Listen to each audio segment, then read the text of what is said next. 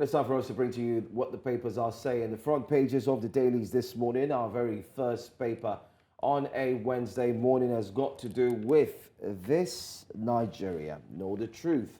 So what's the truth? Let's start off from the top there. 2024, brace up for hard time ahead. Dashen.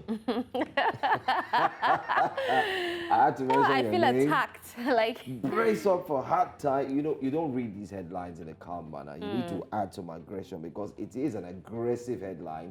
It says, brace up for hard time ahead. Economist warns Nigerians. Read up all about it on page 15. What are the hard times that are coming? what we saw in 2023 is just the tip of the iceberg. Is that what it this means? economics is saying? We should brace up.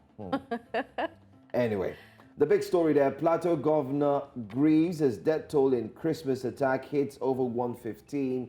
So there was a disparity concerning the numbers. 150, the guest journalist yesterday had said 150.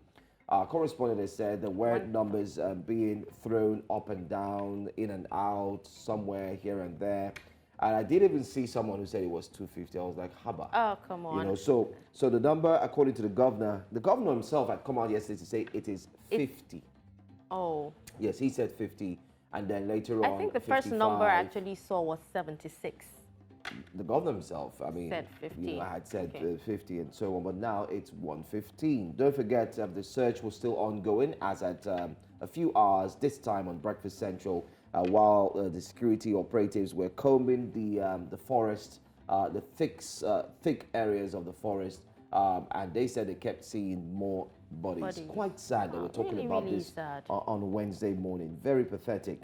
Well, Tinubu directs security agencies to fish out culprits of the attack. Federal government lacks political will to eliminate marauding terrorists. Mufwang says as well, he's saying that the federal government has the political will. And that's what we talked about this morning, that it's not just about saying it's time to eliminate insecurity, banditry, and the likes. Governors and politicians in this country have called for a state of emergency.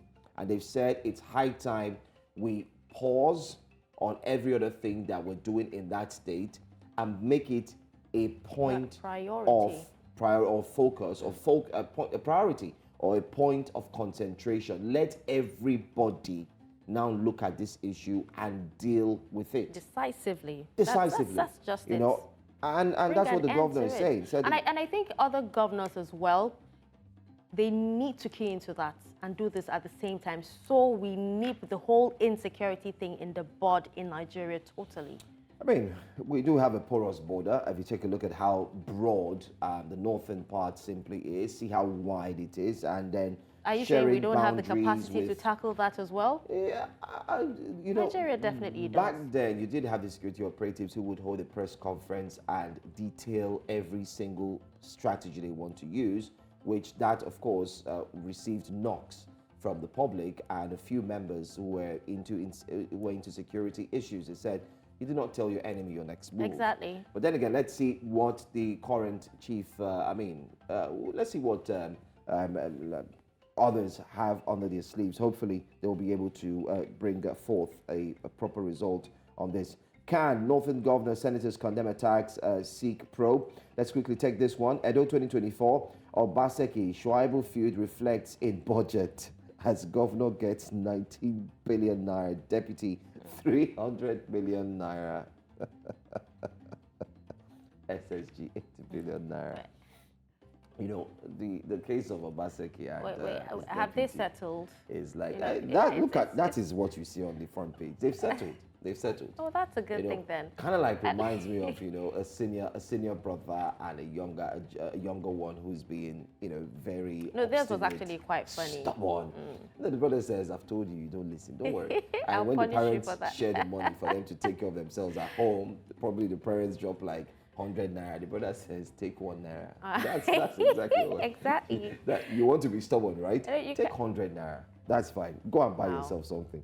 You know, the SSG gets 8 billion naira. Anyway, palliatives will not solve Nigeria's problem. Kuka says. Kuka was actually talking tough. And one of the key things he mentioned was palliatives will not solve Nigeria's problem. The question is, how long will we continue to thrive on the edges and the fabrics of palliatives? Federal government will go after economic saboteurs in 2024, says Senate leader. Who are they? Who are the economic saboteurs? Confirms NAS's passage of 2024 appropriations bill on Saturday. So that's all you have on the front page of this Nigeria Know the Truth. You might want to pick it up. You could read all of these key stories from Edo State, from Plateau State, the massacre, and not forget to do palliatives, and of course, the federal government and the economy. All right, now let's move on to Nigerian. Okay, we'll move to Daily Trust newspaper, by the way.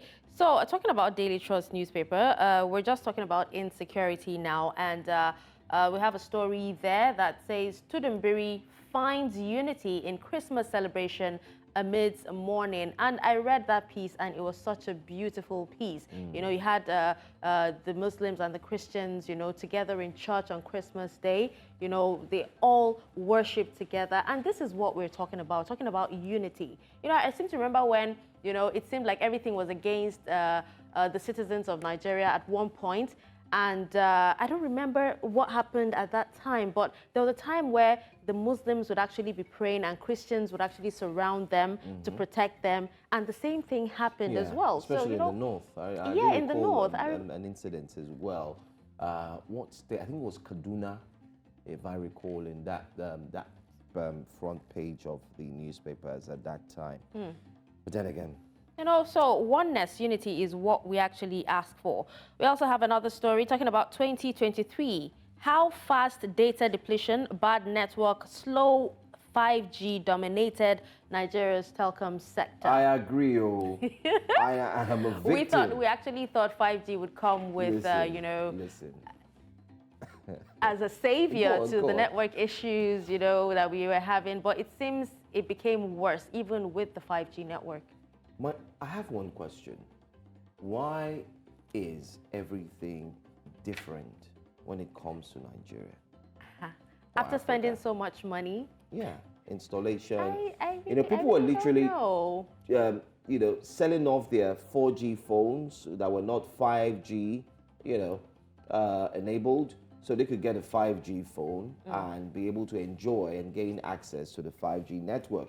One question that this header also touches is data. The way data runs. I remember back then when we had like unlimited data for 1 month, you would actually use whatever data you bought unlimited. But now it's not unlimited. They tell you it's unlimited, but it finishes in like 1 week. Okay, so let's move on to more stories on Daily Trust newspaper. We have police nab 18-year-old female student who worked as bandits informant. Now, these are the people, these are the issues in Nigeria. These are the people that actually cause a lot of problems for us, you know, especially when it comes to tackling insecurity in Nigeria, these informants. And it's a good thing that she was actually caught, and you know, more people like them, more informants for the bandits need to be caught and dealt with as well. Now we have the lead story here on the front page that talks about outrage over Plateau massacre as death toll hits 155. The governor says 115. Exactly, 115, but it has increased. They're different. 155. You know, we did have a guest, like I said yesterday, who joined. He is within that community. He's a community leader there. And he said it's 150 and the count is still on. It's still on because while they walk into the bushes, it's quite sad. You just don't want to picture it, you know. Well, we'll wait for the official number once all the investigation is actually done. And we actually have you know, more on that particular story that says Northern elders question military capability and urges change of tactics. Also, terrorists occupying 64 communities in Plateau State, says the governor himself. These terrorists need to be flushed out. 64 communities, that is a lot in Plateau State. Of course, you'd actually expect, you know, a few incidences there and then. Now, smoke out attackers, Tinubu orders security agencies and farming communities, Mieti Allah, trade blame over killings. We also have, you know, a pictorial there, a picture of some of these communities that were burned down by these terrorists. And just below that picture, pipeline explosion kills 20 in Rivers State. Another sad one, you know, happening during the festivities. Still talking about, you know, the South.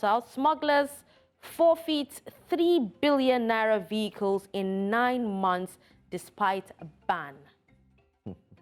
You talked about porous borders, you know, earlier, and you talked about how everything seems to be different in Nigeria. Oh, yeah. So it seems like, you know, no matter what policies come out, no matter what restrictions come out, Nigerians will always find a way around these, you know, restrictions.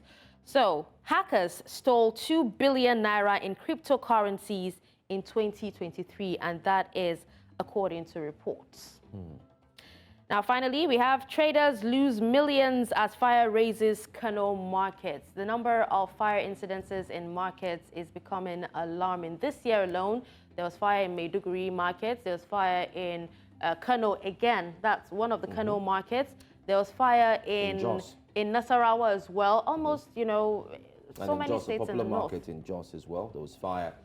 Come down to Lagos, yeah. Maybe fire incidences everywhere. Yes, exactly. Alaba, just yesterday or so, you also had another one. Yesterday, also, yeah, day before yesterday, you had another one. Lagos Island, just around the corner there. Sometimes many say it's attributed to the season.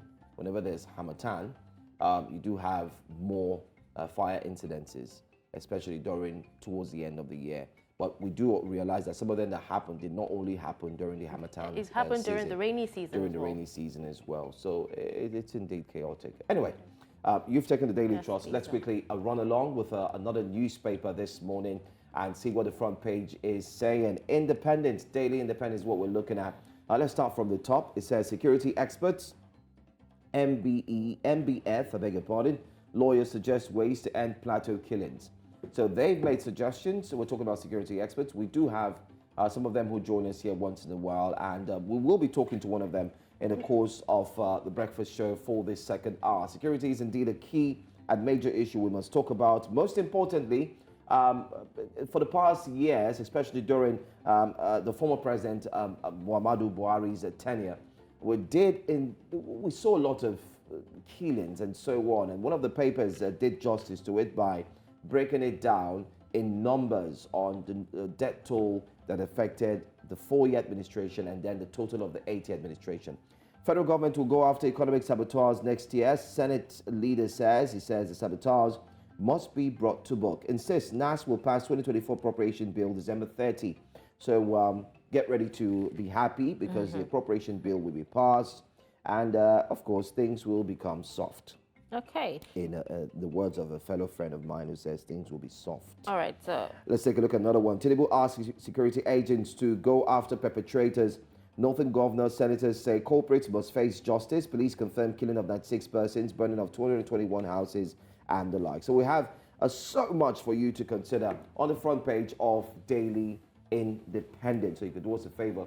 You can pick it up and make sure you enjoy the read.